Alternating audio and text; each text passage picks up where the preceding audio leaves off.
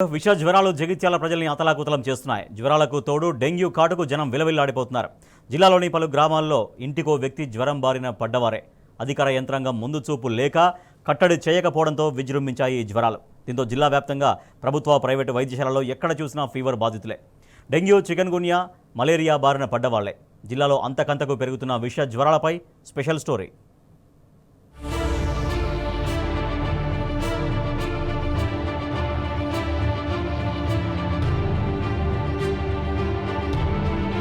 Seasonal వ్యాధులతో ప్రజల ఆరోగ్యం ఆందోళనకరంగా మారింది.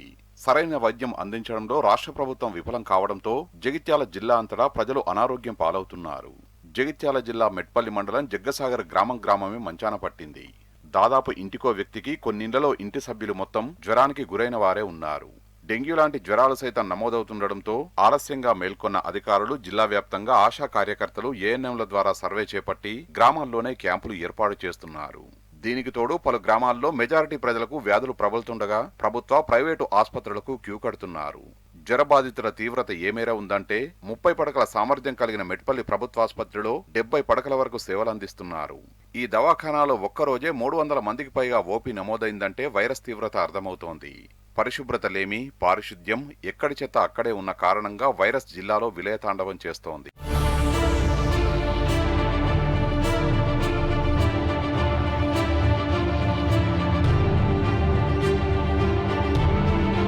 గత నెలాఖరు వరకు జిల్లా వ్యాప్తంగా డెంగీ కేసులు 130కి పైగా నమోదు కాగా ప్రైవేటు దవాఖానాల్లో చికిత్స పొందుతున్న వారు అదనం.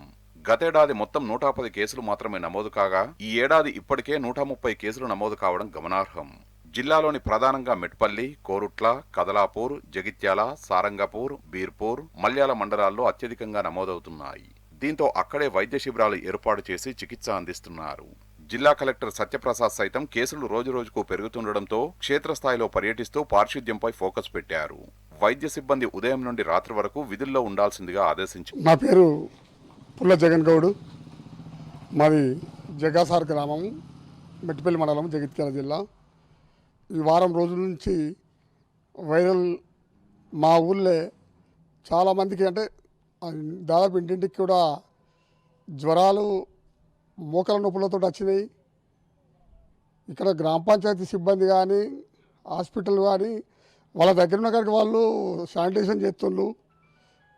కానీ గతంలో పోల్చుకుంటే అప్పటికిప్పటికీ ప్రభుత్వాలు మారిపోవడం వల్లగానో ఏమో కానీ శానిటైజేషన్కు డబ్బులు లేక, గ్రామ పంచాయతీలో డబ్బులు లేక కూడా పాపం వాళ్ళు కష్టపడ్డారు. ఇప్పుడైతే మా జగ్గసా మట్టుకొస్తే ఎవరికి జ్వరం వచ్చినా ల్యాబ్లకు పోయి టెస్టులు చేయించినా ఎటువంటి రిపోర్ట్ల పాజిటివ్ ఏమో వస్తలేదు. మంచి ఎవరు చూసినా మంచిగా ఉన్నారు. మరి ఇది ఎట్లా వస్తుందో ఏమో అర్థమవుతలేదు. మా గ్రామస్తులు మేము కూడా మా ఇంటి పరిసరాలను శుభ్రంగా ఉంచుకున్నప్పుడే ఆరోగ్యంగా ఉంటాం. కాబట్టి మా గ్రామ ప్రజలు కూడా ఇంటింటికి కూడా పరిశుభ్రత పాటించాలా.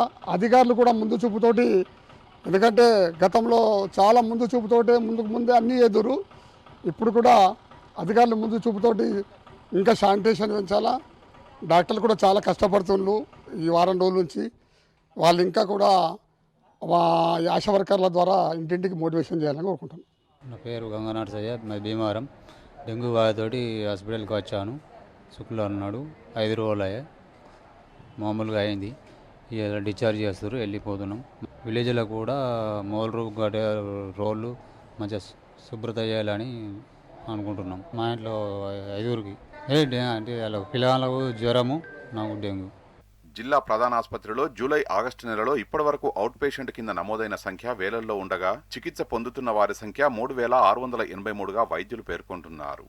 ఇక ఆగస్టులో ఇప్పటి వరకు 6406 మంది అవుట్ పేషెంట్ కింద నమోదు కాగా జ్వరాలతో చికిత్స పొందుతున్న వారు 1486 మంది ఉన్నారు. జిల్లా వ్యాప్తంగా కేవలం ప్రభుత్వ దవాఖానాల్లోనే డెంగ్యూ కేసులు 200, జిల్లా ప్రధానాసుపత్రిలో 25 కేసులు నమోదయ్యాయి. ప్రైవేటు ఆసుపత్రిలో డెంగ్యూ, వైరల్ ఫీవర్లతో చికిత్స పొందుతున్న వారు సైతం వందల సంఖ్యలో ఉన్నారు. ఇక వైద్యం కోసం ప్రభుత్వ ఆసుపత్రికి వస్తున్న రోగులతో సిబ్బంది దురుసు ప్రవర్తన రోగుల్ని ఆందోళనకు గురి చేస్తోంది. మరి జగిత్యాల జరూర్ పట్టించుకున్న వాళ్ళు లేరు, ఎప్పుడు వచ్చినా మర్రిపోవడమే. ఇగో కాలుకు దెబ్బ తాకింది, కొంచెం చూయించుకుందామంటే ఇప్పుడు లైనే అంతే. రోజు ఇక ఎప్పుడు బెదిరించినట్టే మాట్లాడతారు. అట్లా ఉంటుంది ఇక గవర్నమెంట్ అంటే ఇట్లా ఉంది మనది గవర్నమెంట్ అంటే అట్లా పట్టించుకున్న నాదిలో ఉండరు అలాంటి పరిస్థితి ఉంది ఇప్పుడు. నా పేరు రాజనరసయ్య, సిల్వేరి ధరూర్. సీజనల్ డిసీజెస్కి సంబంధించి రెగ్యులర్గా మనకు ఎన్ని ఫీవర్ కేసెస్ కానీ ఎటువంటివి వస్తున్నాయి దానికోసమని టీ న్యూస్ నుంచి మాకు అప్రోచ్ అవ్వడం జరిగింది. సో దానికి సంబంధించి for the month of July 11,585 cases total OP వచ్చింది.